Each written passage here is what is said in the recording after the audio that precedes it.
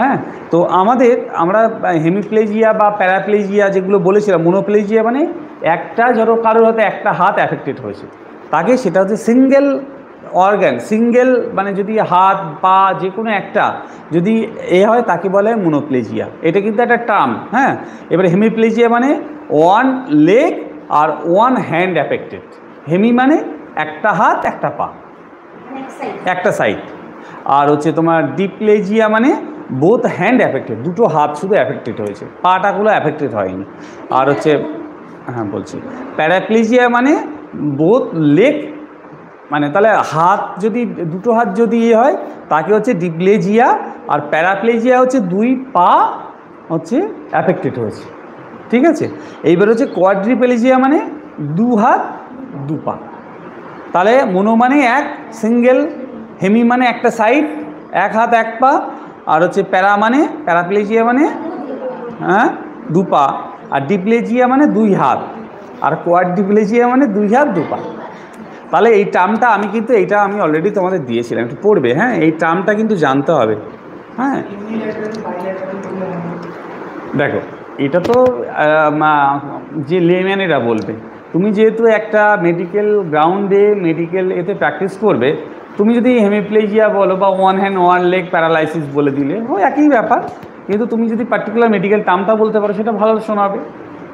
হ্যাঁ, সব রকম করে কিছু না জেনেও তো ভালো প্র্যাকটিস করা যায়, কিন্তু সেটা হচ্ছে অনেক ক্ষেত্রে হোঁচট খেতে হবে। তোমার ইমপ্রেশনটা তুমি যদি একটা পাস করে যাচ্ছ, তোমাকে টার্মগুলো জানতে হবে। আচ্ছা, তাহলে আজকে আমি যেটা পড়াবো, আজকে সাইটিক নার্ভটা একটু বুঝতে পারলে, এইবার হচ্ছে আমি যেটা পড়াবো হেমিপ্লেজিয়া।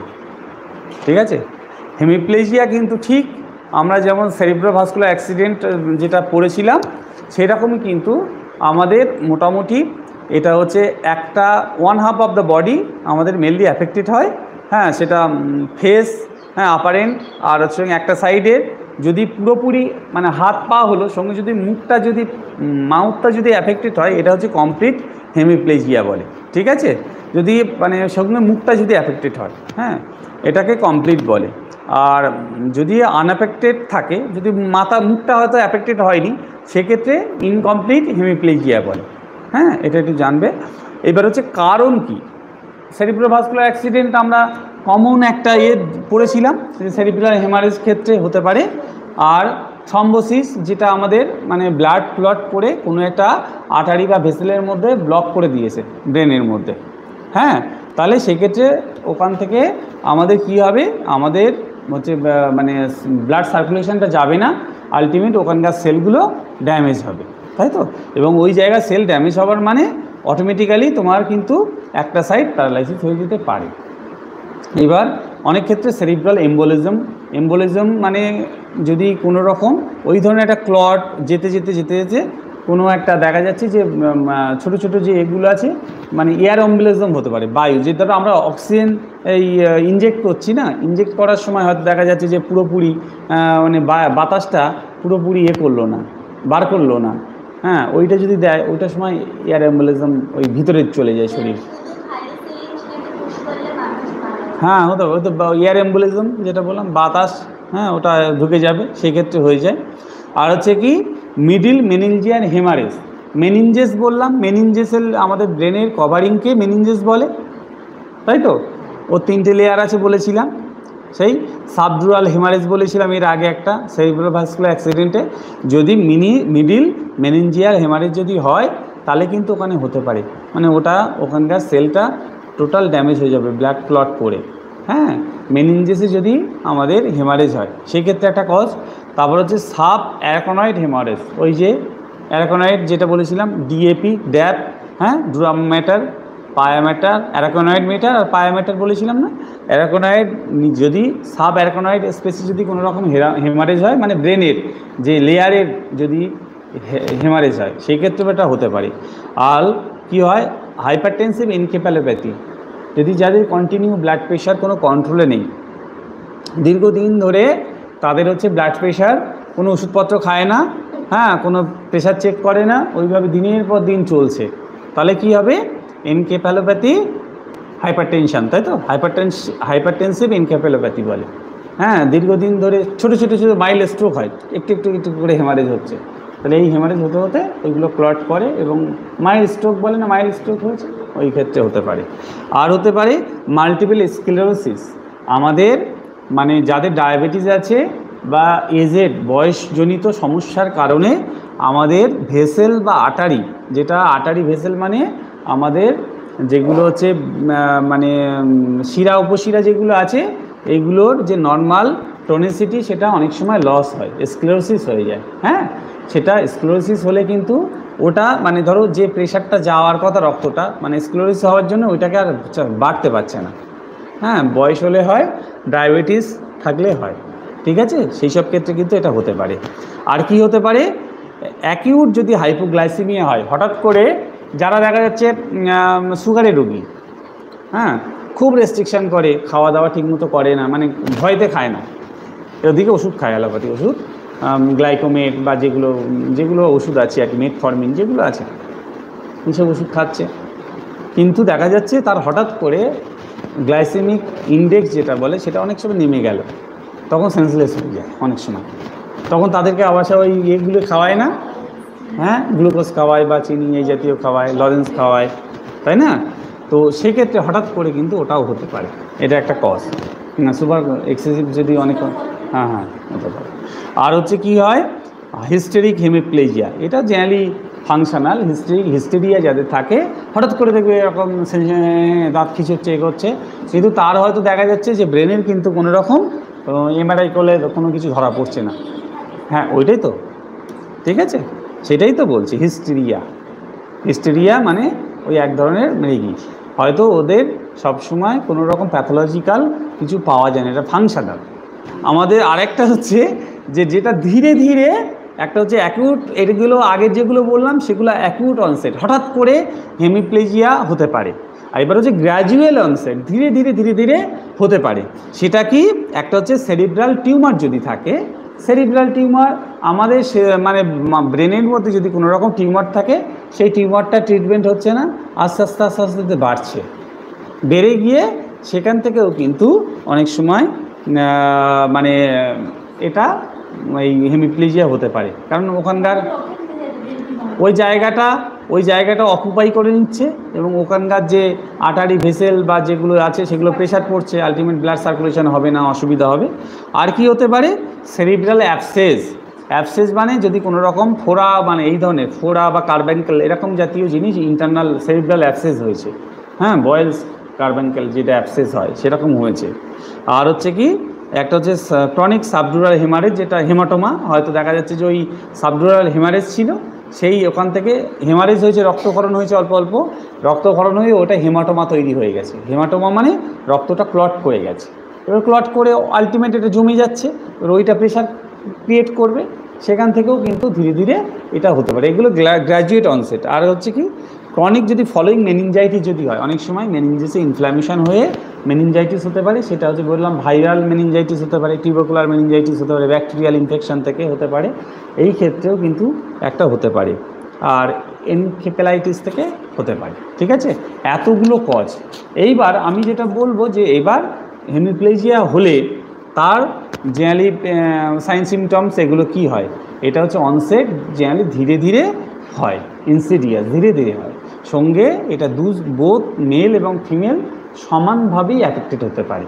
হ্যাঁ, এটা আগের যেমন একটা এতে বলেছিলাম যে ছেলেরা অ্যাফেক্টেড করে সিভিএতে বেশি, সেরিব্রোভাস্কুলার অ্যাক্সিডেন্টে ছেলেরা মেনলি বেশিরভাগ অ্যাফেক্ট করে, টেনশন বেশি ছেলেদের। আর হচ্ছে এটা কিন্তু বোথ মেল এবং ফিমেল অ্যাফেক্টেড হতে পারে। আর হচ্ছে এটা হচ্ছে জেনারেলি রেস্টে কিন্তু মেনলি বেশিরভাগ ক্ষেত্রে দেখা যায় রেস্টে কিন্তু এটা হয়। তার কারণ কি, রেস্টে যখন থাকে আমাদের ব্লাড সার্কুলেশনটা স্লোলি হয়, হাঁটাচলা করলে অতটা হয় না, যেই স্লোলি হবে ডিউরিং মানে ঘুমের মধ্যে হতে পারে। হ্যাঁ, এবং তার ফলে কিন্তু আমাদের চোখে হঠাৎ করে এমব্লায়োপিয়া, ডিমনেস অফ ভিশন এমব্লায়োপিয়া, হ্যাঁ, সেটা হচ্ছে তোমার হচ্ছে চোখের ঝাপসা দেখবে, চোখে ঠিকমতো দেখতে পারবে না। আর সেই সঙ্গে কি হবে, আমাদের মানে কথাটা স্লারিশ, মানে কথাটা কিন্তু আস্তে আস্তে জড়িয়ে যাবে, ঠিক আছে। এবং হচ্ছে আমাদের মানে যে সেরিব্রাল যে আর্টারি আছে, এই আর্টারি ব্লকেজের কারণে ইনফ্রাকশান, ঠিক ইমপ্রপার ব্লাড সার্কুলের ক্ষেত্রে কিন্তু এটা হবে, ঠিক আছে।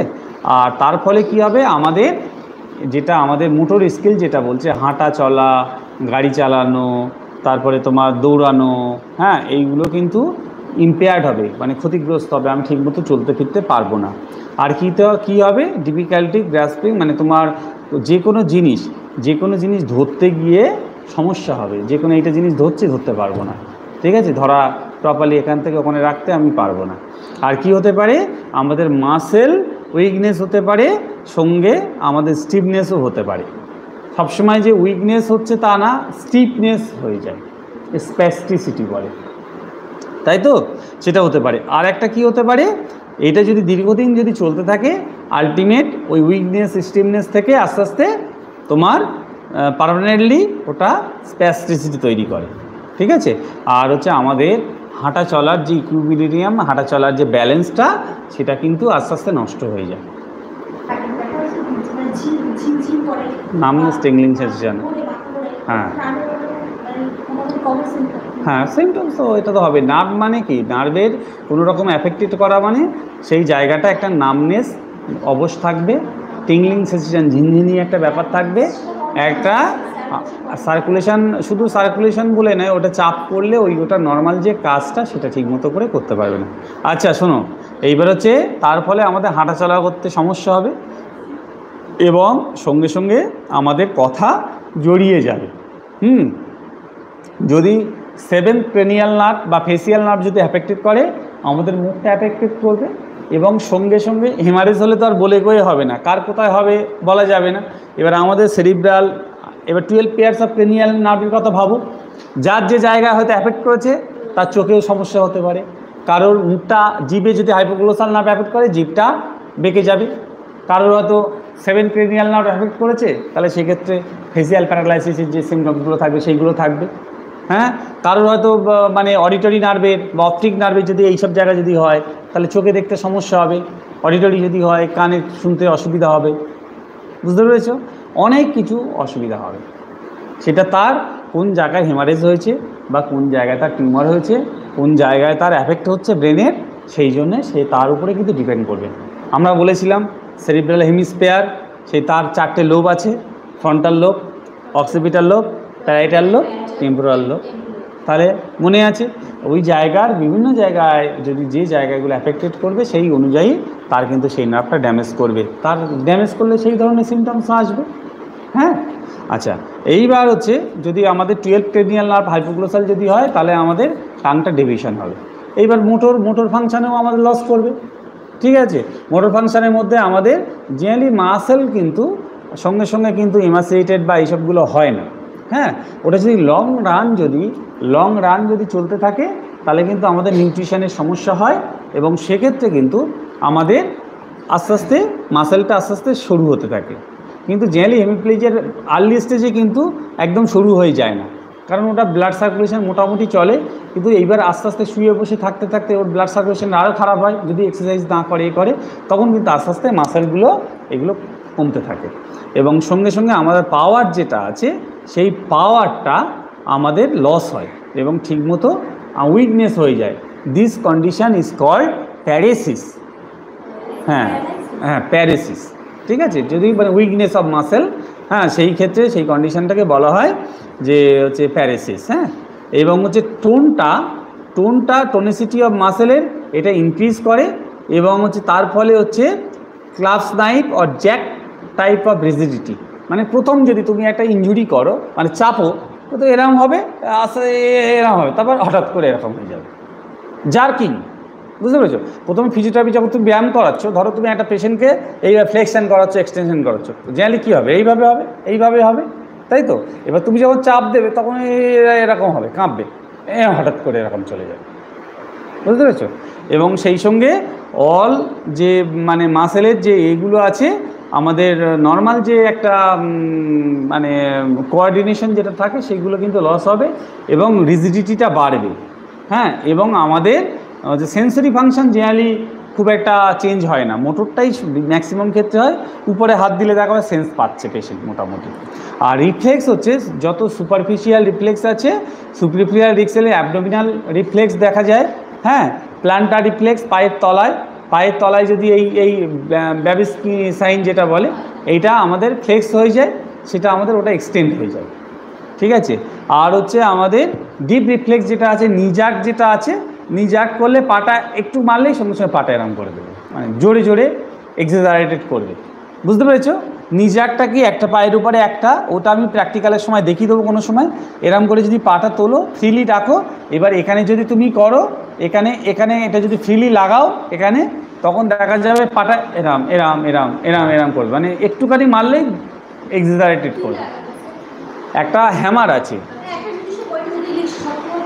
হ্যাঁ, ওই টেন্ডনে যদি তুমি একটুখানি যদি মারো, ওই যে মানে আমাদের নি জয়েন্টের যে টেন্ডনটা আছে, যদি তুমি একটুখানি মারো পাটা দ্রুম, মানে অনেকটা করে এক্সাজারেটেড করো, অতটা হবে না, আস্তে আস্তে হবে।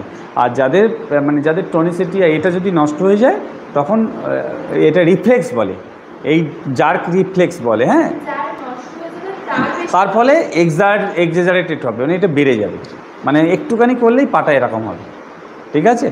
ওটা জার্ক দেখা শিখতে হবে। এইবার হচ্ছে ম্যানেজমেন্ট। আচ্ছা, তার মধ্যে গেট যেটা আছে, গেট হচ্ছে হেমিপ্লেজিক গেট, অলরেডি বললাম, ওই সার্কামডাকশন গেট। এই শোনো, ভালো করে শোনো, হেমিপ্লেজিয়ার গেট এটা হচ্ছে মানে সে কীভাবে হাঁটবে। একটা হেমিপ্লেজিয়া রুগী একটা সাইডে একটু হেঁচে যাবে, পাটা এটা এরম করবে, এরম করে একটু করে হাতটা ভিতর দিকে এইভাবে থাকবে, করে এরম এরম করে করে হাঁটে না, একটু পাটা এরম করে করে পাটা একটু ঘুরিয়ে এগিয়ে যায় না, হ্যাঁ, একটা দিকে দেখবে একটা সাইড ডেভিয়েশন হয়েছে, মানে একটা সাইড নিচে থাকবে, এবারে এরম করে করে রোলিং করে করে পাটা এইভাবে এগোয়, মানে আমরা যেমন নর্মাল হাঁটি সেই জায়গাটা কিন্তু ও নর্মাল হাঁটতে পারে না, সেই কন্ডিশনটাকে বলা হয় হেমিপ্লেজিক গেট। গেট মানে তার চলন, ঠিক আছে, ওই রুগীদের গেট। আচ্ছা দেখো, হেমিপ্লেজিয়া অর সার্কামডাকশন গেট বলে, হ্যাঁ, এটা হচ্ছে খুব ইম্পর্টেন্ট ফিচার, যে তার হাঁটা দেখে তুমি বলতে পারবে এ হচ্ছে হেমিপ্লেজিয়া রুগী।